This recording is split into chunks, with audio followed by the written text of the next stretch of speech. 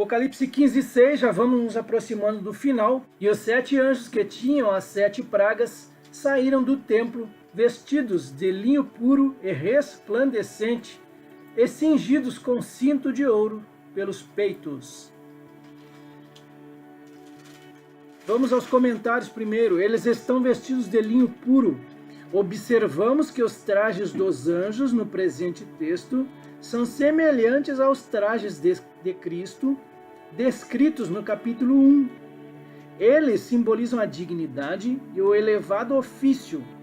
O linho puro aponta para a justiça dos santos, roupagem que a noiva de Cristo vestirá.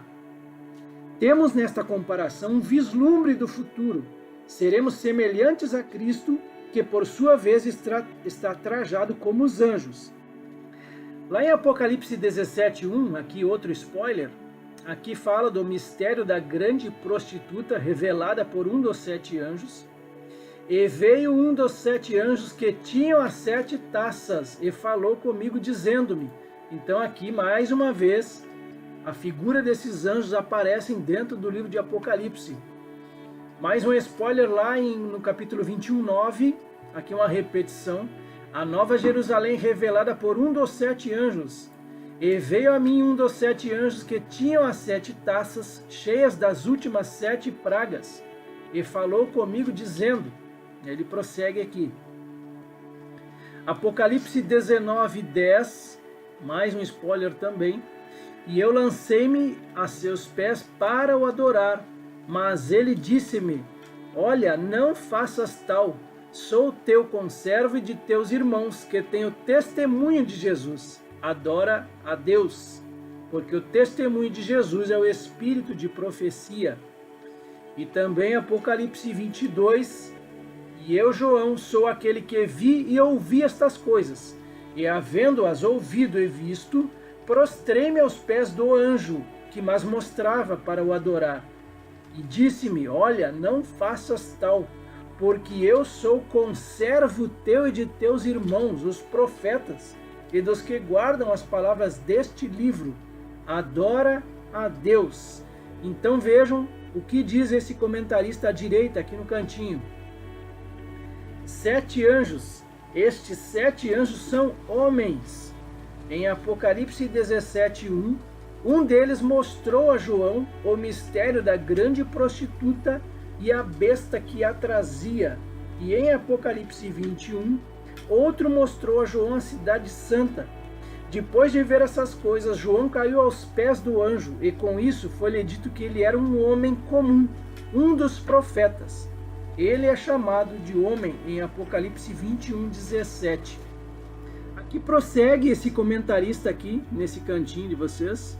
Esse peito cingido com cinto de ouro, em Isaías 11:5 está escrito, e a justiça será o cinto dos seus lombos.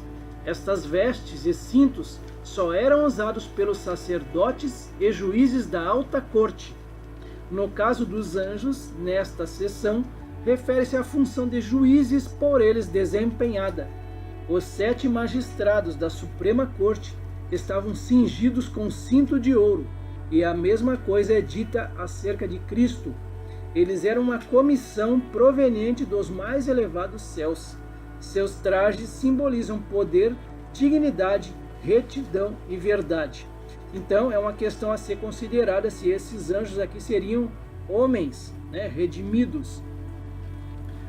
À direita, vestidos de linho puro e resplandecente, pois lhe foi dado vestir-se de linho finíssimo, resplandecente e puro, porque o linho finíssimo são os atos de justiça dos santos.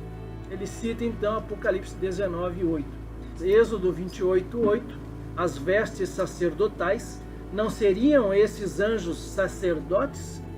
E o cinto de obra esmerada, que estará sobre a estola sacerdotal, será de obra igual, da mesma obra de ouro, pano azul, púrpura, carmesim e linho fino retorcido. Isaías 11:5, o reinado pacífico aqui de Jesus. O cinto dele será a justiça, e a verdade será a faixa na cintura. Efésios 6:14, aqui falando do contexto da armadura de Deus. Portanto, fiquem firmes, cingindo-se com a verdade e vestindo a couraça da justiça. E a visão de Jesus glorificado, Apocalipse 1:13, e no meio dos candelabros, um semelhante a um filho de homem, com vestes talares. Vestes talares são vestes compridas, que elas vão até os calcanhares. Talares são calcanhares. E cingido à altura do peito com um cinto de ouro. E aí outro spoiler, Apocalipse 19:8. A noiva do Cordeiro foi permitido vestir-se de linho finíssimo, resplandecente e puro, porque o linho finíssimo são os atos de justiça dos santos. E Apocalipse 15:7, um dos 4 animais deu aos 7 anjos 7 taças de ouro, cheias da ira de Deus que vive para todos sempre. Os seres viventes, a gente lembra, né? Um era semelhante a leão, o outro a novilho, o outro ao de ser humano, e o outro semelhante à águia que está voando. Vou deixar aqui só para a gente relembrar como que eram os 4 seres viventes. Então um deles vai dar aos 7 anjos 7 taças de ouro, cheias da cólera de Deus ou da ira de Deus. E chegamos ao final, Apocalipse 15:8. E o templo encheu-se com a fumaça da glória de Deus e do seu poder, e ninguém podia entrar no templo, até que se consumasse as 7 pragas dos 7 anjos. A fumaça cobre o santuário, tem algumas referências aqui, principalmente do Antigo Testamento. E a gente fecha então mais um estudo nessa noite em Apocalipse 14 e Apocalipse 15. Eu gostaria só de fazer uma observação, Cristiano. A gente viu aí no decorrer do estudo que, claro, é uma das teorias, né? Das referências que você usa, que provavelmente o reino do anticristo estará limitado àquela região do antigo Império Romano, certo? Claro que terá uma influência muito grande no restante do mundo, né?